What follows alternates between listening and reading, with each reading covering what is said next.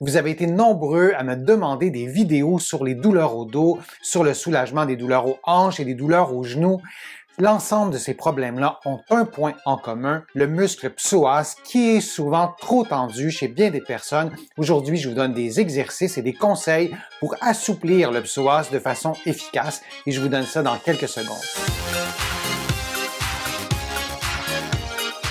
Je suis Denis Fortier. Si vous êtes nouveau ici sur ma chaîne YouTube, je vous conseille de vous abonner en cliquant sur le coin inférieur droit de l'écran. Je vous invite aussi à vous abonner à mon infolettre en visitant mon site web, le www.denisfortier.ca. Maintenant, le muscle psoas, c'est un muscle clé dans bien des problèmes musculo-squelettiques, notamment les douleurs au bas du dos, les problèmes au bassin, les problèmes de hanche, les douleurs aux genoux, aussi le syndrome fémoro-patellaire et je pourrais énumérer plusieurs problèmes musculo-squelettiques de ces régions-là qui ont souvent comme point en commun des tensions exagérées au muscle psoas. Le muscle psoas, c'est un muscle très complexe, donc le but de ma vidéo n'est pas d'entrer dans les détails anatomiques du muscle, mais il est absolument fondamental de se souvenir que ce muscle-là a des liens biomécaniques étroits avec la colonne vertébrale, la partie lombaire de la colonne vertébrale, c'est-à-dire le bas du dos.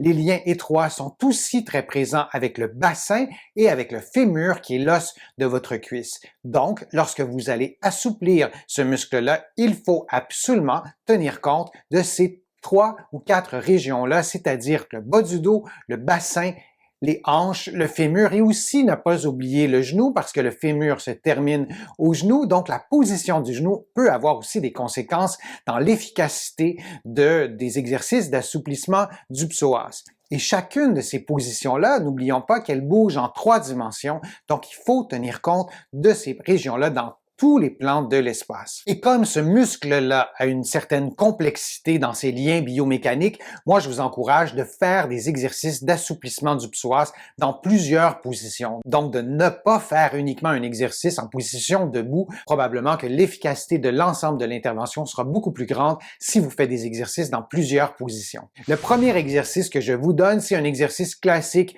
pour étirer le psoas. C'est l'exercice qu'on fait le plus souvent, je pense, pour aller étirer le psoas. Donc, c'est un exercice qui se fait debout. Vous pouvez prendre appui en plaçant votre main sur un point fixe comme un mur et vous allez prendre votre cheville et essayer de placer votre talon près de votre fesse. Et en faisant ça, vous allez vous trouver à modifier l'angle de la hanche. Vous allez aussi faire une flexion du genou.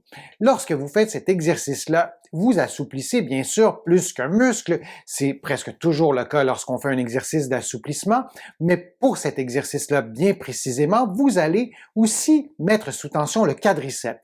Or, si votre intérêt, il est vraiment plus sur l'assouplissement du psoas, moi, je vous recommande de ne pas trop plier votre genou pour ne pas trop tendre le quadriceps qui s'attache bien sûr en bas du genou, mais aussi qui est impliqué dans les mouvements de la hanche.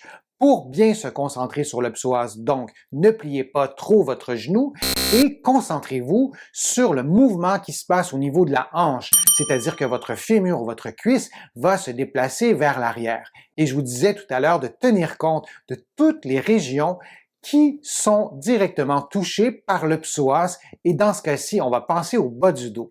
L'erreur qu'on fait le plus souvent lorsqu'on fait cet exercice-là d'assouplissement du psoas, c'est de laisser le bassin se basculer vers l'avant. En d'autres mots, les gens vont faire cet exercice-là et vont creuser de plus en plus le bas du dos. Le creux du dos va s'amplifier. C'est une erreur.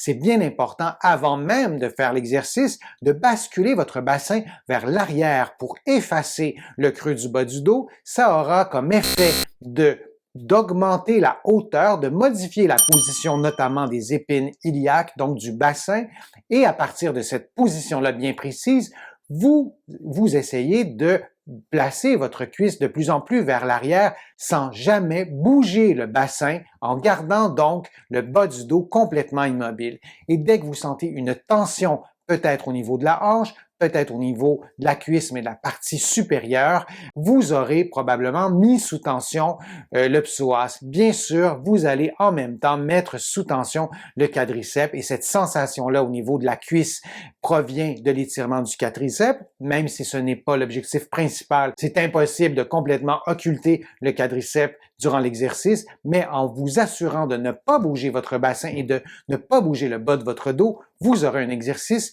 qui est plus efficace. Une autre erreur qu'on fait fréquemment durant cet exercice-là, c'est d'éloigner le genou de l'autre. Donc, du côté de l'exercice, du côté qu'on souhaite assouplir, on va laisser aller le genou vers l'extérieur, ce qui a pour conséquence de relâcher le psoas. On souhaite garder les jambes parallèles et ça, c'est vrai pour toutes les variantes des exercices que je vous présente aujourd'hui. Maintenez vos jambes relativement parallèles. En ce qui concerne le maintien de cette position-là, il y a plusieurs écoles de pensée. Moi, je vous conseille de maintenir cette position-là durant 30 secondes, peut-être un peu plus. Vous pouvez aller jusqu'à 1 minute ou 2 en respirant bien. Ça, c'est bien important. Et vous allez ensuite relâcher et vous allez répéter 3 fois. L'objectif de l'exercice, c'est d'assouplir le psoas. Il y a plusieurs raisons pour lesquelles un muscle peut être plus court, peut sembler plus raide, et on n'entrera pas aujourd'hui dans ces détails-là, j'y reviendrai dans une prochaine vidéo, mais faites au moins 30 secondes et répétez 3 fois. Cet exercice-là peut aussi être fait couché sur le côté, c'est exactement les mêmes consignes, c'est le même alignement articulaire, mais vous allez le faire couché sur le côté. Vous pouvez même placer un coussin entre vos genoux pour vous assurer que vos deux cuisses restent parallèles, mais c'est exactement les mêmes paramètres, mais vous le faites coucher sur le côté. Le prochain exercice pour assouplir votre psoas, c'est de faire l'exercice en position de génuflexion. Le côté que vous souhaitez étirer, donc de ce côté-là, vous allez placer votre genou au sol. Et de l'autre côté, ce sera le pied qui sera placé devant au sol, le genou plié à 90 degrés. Donc si vous souhaitez assouplir le psoas gauche, c'est votre genou gauche qui sera en contact direct avec le sol. Si vous avez une sensibilité au genou, par exemple, vous avez un syndrome fémoro-patellaire, vous pouvez placer un coussin, vous pouvez placer quelque chose au sol en dessous de votre genou pour faciliter l'exercice, pour diminuer la pression directe sur le plancher. Dans cette position-là, vous allez faire une bascule du bassin pour effacer au maximum le creux lombaire. C'est la même logique que pour l'exercice précédent. On souhaite vraiment basculer le bassin pour pouvoir aller chercher un étirement qui est beaucoup plus efficace. Et l'erreur que vous pourriez faire, c'est d'augmenter le creux du bas du dos. Alors là, c'est le mouvement complètement inverse et on se trouve à relâcher le psoas. Et dans cette position-là, vous pouvez aussi déplacer votre poids vers l'avant pour aller augmenter la tension que vous allez sentir au niveau de la hanche. Vous allez garder cette position-là au moins 30 secondes. Vous pouvez aller jusqu'à 2 minutes. Vous respirez normalement durant l'exercice de souplesse. Vous relâchez et vous pouvez répéter cet exercice-là environ 3 fois. Je vous le disais tout à l'heure, c'est important d'avoir des exercices qui se font dans une multitude de positions. Donc, le prochain exercice se fait coucher sur le dos. Vous pouvez le faire coucher sur votre lit. Idéalement, si vous pouvez le faire coucher sur une table, ce sera plus efficace. Plus la surface est ferme, plus ce sera facile d'aller assouplir le psoas.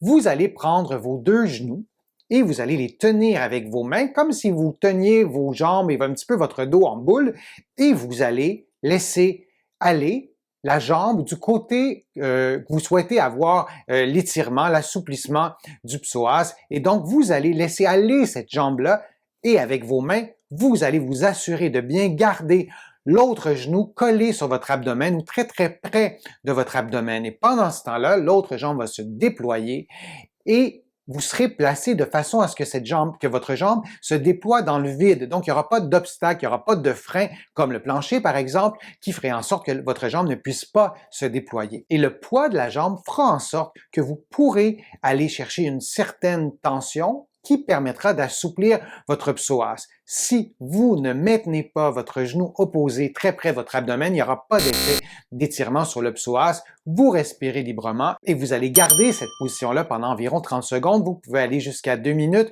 Vous prenez une pause et vous refaites 3 séries. Vous avez 3 exercices pour assouplir de façon efficace le psoas. Moi, je vous suggère de faire les 3 façons au départ. Vous allez peut-être vous rendre compte qu'il y a une des 3 façons qui vraiment vous permet d'aller chercher un assouplissement efficace.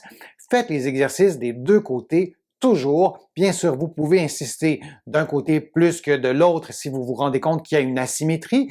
On ne souhaite pas avoir une asymétrie importante. Évidemment, il n'y a rien de parfait. On est par définition un peu asymétrique, mais lorsque vous allez faire les exercices des deux côtés, si vous vous rendez compte qu'il y a vraiment un côté qui est beaucoup plus asymétrique, travaillez ce côté-là spécifiquement. Parfois, le côté le plus tendu peut être du côté opposé à votre douleur, que ce soit une douleur au dos, au bassin, aux hanches ou aux genoux. La tension au psoas peut se situer de l'autre côté. Donc, gardez ça en tête et vraiment essayez d'avoir des psoas qui sont relativement souples et des psoas qui ont une souplesse relativement symétrique. J'espère que ma vidéo vous a plu, j'espère que ça va vous aider à assouplir vos psoas. Si vous avez aimé cette vidéo-là, je vous invite à cliquer j'aime, à la partager sur vos réseaux sociaux, ça m'aide à avoir une meilleure visibilité, ça m'aide aussi à produire de nouveaux contenus. Vous allez trouver beaucoup d'informations aussi sur mon site web, le www.denisfortier.ca et dans mes livres qui sont disponibles au Canada, en librairie et sur le web. J'ai le privilège de voir mes livres distribués à travers le monde. Vous allez pouvoir les trouver facilement en France, en librairie et sur le web. Je suis Denis Fortier. Je vous remercie beaucoup. À bientôt.